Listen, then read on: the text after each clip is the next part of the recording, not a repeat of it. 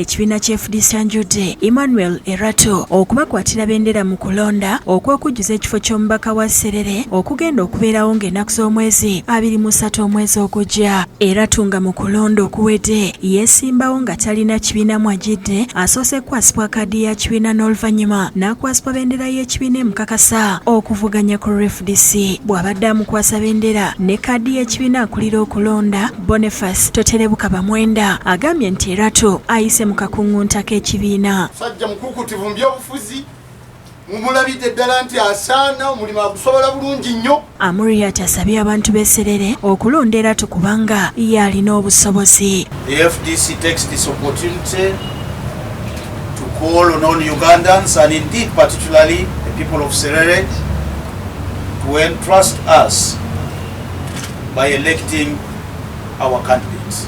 Ng'amaze okukwasibwa bendera naye akakasizza nga bw'ali omumalirivu okunoonya akalolo.